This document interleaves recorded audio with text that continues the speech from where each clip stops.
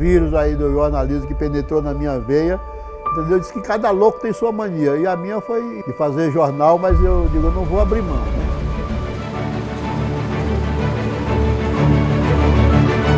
Eu nasci na cidade de Erasmão Veloso, no Piauí, fica na região central do estado, né? Uma cidade que dista 163 quilômetros da capital, Teresina, né? Nosso pai tinha um comércio anexo à residência, né? Esse comércio que tem um comércio na frente e a residência nos fundos, né? Que vendia desde banana ao machado, a foice, ferramenta, né? Não, acho que daí essa vocação comercial minha, né? Foi uma infância, assim, muito corrida, de muito trabalho, mas que hoje eu estou vendo recompensa, né? Daquilo que meus pais exigiam, né? Notadamente o meu pai, ele era a pessoa que... Ele gostava de dizer que os filhos dele iam ser doutores, né? Entendeu? Nenhum chegou a esse canudo, né? Entendeu? Mas todos com uma certa inteligência, né? Na verdade, eu vim parar aqui no Pará através da minha atividade econômica, né? Que é o comércio varejista, né? Viemos para a exposição em Castanhal e lá em Castanhal foi dito para nós que em Marabá corria muito dinheiro, estava na safra da castanha e tudo, né? Nós viemos aqui passar uma semana. E que semana foi essa que se transformou já em mais de 50 anos, né? Eu cheguei aqui no dia 13 de julho de 1971, um domingo. Quando eu cheguei, eu vi aquela multidão de pessoas lá na praia, né? Entendeu? Aí perguntei pro barqueiro, quem é a praia aqui de Marabá, né? Menino novo, né? Eu digo, eu vou já lá. O que é que faz para ir? É só pegar o barco aí. Aí eu fui, eu hospedei no Hotel Norte Sul, que esse hotel funcionou até bem pouco tempo, né? Então era a faixa de meio-dia, quando foi antes de 2 horas da tarde, eu estava dentro daquela praia lá já. Fiquei até 18 horas lá na praia do Teuconaré. Foi meu primeiro investimento, né? Foi amor à primeira vista a cidade, né? Nós estamos aqui nos anos 70, né? Passando aos 80, chegando aos 80, uma região de conflitos agrários, uma região violenta. Então, o jornalismo sempre foi uma coisa que Marabá teve. Teve o Jornal Marabá, teve tantos outros, né? Seu Rocha, o Sarmento, e veio o Mascarenhas, um cara jovem.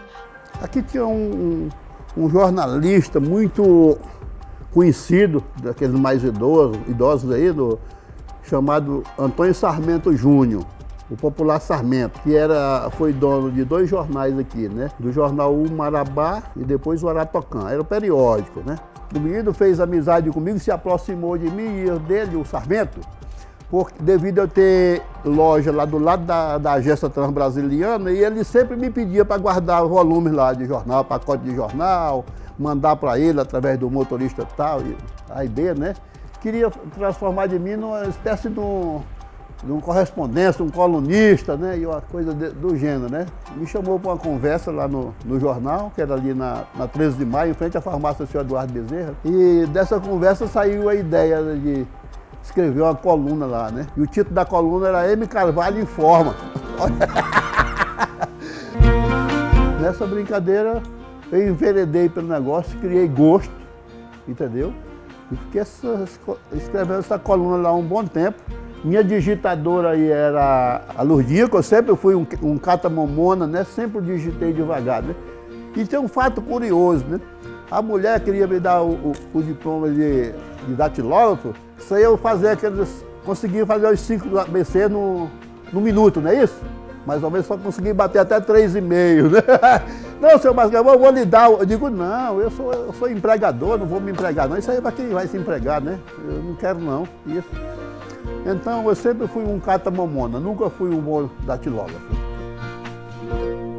Eu tinha vocação, mas não sabia por onde começar para fundar o próprio jornal para mim, né? Quando eu cheguei em Belém, que eu falei para minha equipe que o jornal ia parar, o Vanguarda, rapaz, ficaram tristes, né? E aí foi que surgiu a ideia, né?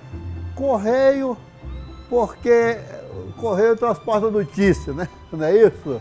E Tocantins e alusão ao Rio Tocantins, o nome regional. Eu quis formar a palavra Correio com o nome regional, aí veio Correio do Tocantins. Aí foi quando nós montamos uma modesta redação ali na Rua Bartolomeu Igreja. E No dia 15 de janeiro, nós estávamos lançando a primeira edição do Correio. Então, eu ficava nas lojas de dia, quando eu fechava a loja às 6 horas da tarde, ia lá para o jornal, tanto para produzir material, como para conferir a produção da equipe, né? E foi um verdadeiro sacerdócio, uma via crucis para fazer esse jornal via Belém, porque você dependia de favores, de transporte, de pessoas para levar aquele material, que se você fosse despachar, ia chegar lá caduco, né? Então, para a notícia chegar em Belém, eu colocava a reportagem dentro de um envelope, pedia para a pessoa levar um passageiro, às vezes pessoas que eu nunca tinha visto na vida e pedia aquele favor, e um correspondente meu lá no aeroporto recebia aquele pacote e corria lá para a gráfica.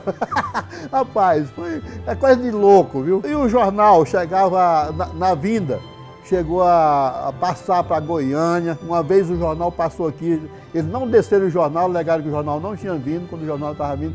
Eles não localizaram o jornal no porão do avião, o jornal foi bater em Belo Horizonte. Na sexta-feira veio chegar aqui, na segunda-feira já caduca a matéria, né? Meu ano de nascimento é o mesmo ano de fundação do jornal, né? Então, desde quando eu me entendo por gente, minha criação foi ali dentro, sempre ali no meio dos redatores, dos articulistas, acompanhando meu pai, né? Uma imagem que eu tenho muito forte na cabeça, juntamente com as imagens relacionadas à fotografia também, né? Porque aquela época também era um desafio a questão da fotografia. As câmeras eram de pose, né? Você tinha ali, né, 12 poses, 24 poses, 36 poses. E o filme que nos interessava era o filme preto e branco, até porque revelava mais rápido. Mas mesmo assim você tinha uma demanda nas lojas de fotografias, a loja de fotografia demorava 3, 4 dias para entregar uma foto, né, depois de revelada. O jornal naquela época tinha um acordo, né, com a loja de fotografia para eles conseguirem entregar pelo menos em 24 horas. Então é outra lembrança muito forte que eu tenho. Nessa trajetória aí nós nos lembramos de campanha como a da vinda da aviação de primeiro nível, né? Da expansão do aeroporto de Marabá, a vinda da aviação de primeiro nível, do Boeing para Marabá, né? Que foi uma briga comprada também pelo jornal e pelo nosso amigo João Rocha, que era o principal brigão aí, né? E no segundo momento veio a ferrovia, no outro momento a briga pela parte rodoviária da ponte, briga pelo asfaltamento da antiga PA-70, pelo asfaltamento da PA-150 e por aí foi. Nós foram várias brigas, né? Eu tenho uma coisa muito clara para mim. O meu pai herdou do meu avô e eu herdei dos dois, que o meu avô era um leitor voraz de jornal. Então ele lia muito e ele sempre falava que, nossa, se eu fosse jornalista, isso aqui... Então ele era uma pessoa indignada. O meu pai, por consequência, é uma pessoa extremamente curiosa, uma pessoa que gosta de conversar. E as bases que ele nos deu realmente prepararam toda uma geração, né, de jornalistas aqui em Marabá. Um perito do IML chegou uma vez a me abordar lá, colocou a mão no meu ombro e disse: "Seu Mascarenhas, o senhor é o único dono de jornal que eu estou vendo fazer matéria de polícia." Eu brinquei com ele, digo que não tira nem um pedaço em mim, não me deixa mais rico nem mais pobre. Ele disse: "Então eu estou brincando." Eu digo: "Eu também estou brincando com você." Né? Eu acho que ele quis assistir pejorar. Que diabo de jornal é esse que o próprio dono anda fazendo matéria de polícia? Que eu era uma espécie que não faz tudo. E entregar. O outro fato interessante é que uma vez a secretária chegou comigo e disse: "Olha, seu Mascarenhas, faltou o entregador da rota Cidade Nova, a rota realmente maior que tinha, né, no jornal." Eu digo: "Prepara os jornais lá que eu vou entregar." E prepara um office boy lá, um ajudante só para descer, que eu vou dirigir o carro, que eu sei toda a rota, né? E comecei a fazer essa entrega 7 da manhã e terminei 7 da noite, mas o jornal foi entregue da rota Cidade Nova, né? É um fato marcante que eu gravo até hoje. E nunca me empinei o nariz, nunca fui vaidoso. No jornal era um faz tudo, né? Era desde do diretor presidente até o entregador de jornal, se fosse necessário. O jornal, uma escola. Tive a possibilidade de acompanhar nessas duas fases do jornal. O jornal era escrito a caneta, né, e papel, da parte da máquina de datilografar, né, de acompanhar esse processo de digitalização, né, com a introdução dos computadores, né, do maquinário mais digital, das câmeras digitais também, né. Um tripé que realmente só Deus que me deu essa dádiva, né. Que eu já estava assim, sem saber o que fazer, só eu e a Lourdinha para administrar esse jornal. Aí um já fez marketing, o Júnior fez administração, aí que vieram para dentro da empresa, aí foi um alívio, né? Aí o Patrick já veio para dentro do jornal, já tomou de conta da parte da redação e eu fiquei mais na editoria e elaboração de pautas, né, e revisão. Eu não deixava nenhuma página descer antes de ver, né? Apesar de ter a equipe de revisão, mas eu queria ver também, né? Coincidentemente, com os 40 anos do jornal, eu estou completando 20 anos que eu voltei de Brasília, né, formado, e 15 como editor. Passou um filme na cabeça de muitas coisas que a gente viveu nesse período. Muito do que existe hoje jornalismo aqui no interior do Pará, nessa região do Pará, as pessoas se inspiraram no que o Correio fez. Alguém já falou que o Correio, hoje Correio, é o jornal de vida mais longa do interior do Pará, né? Não é que os outros editores de jornais do interior foram incompetentes, é porque é difícil. O jornal é uma coisa difícil de fazer, difícil de editar e tem custos, né? Custo muito alto.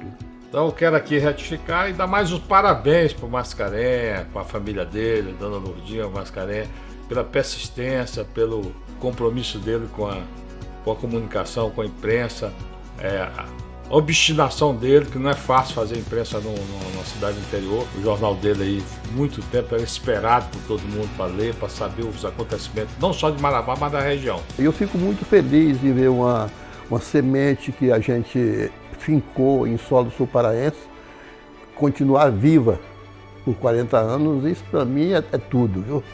Essa sim foi uma preocupação minha, de ver quem sucederia o jornal, né? Sucessor, se o jornal ia continuar depois meu afastamento, né?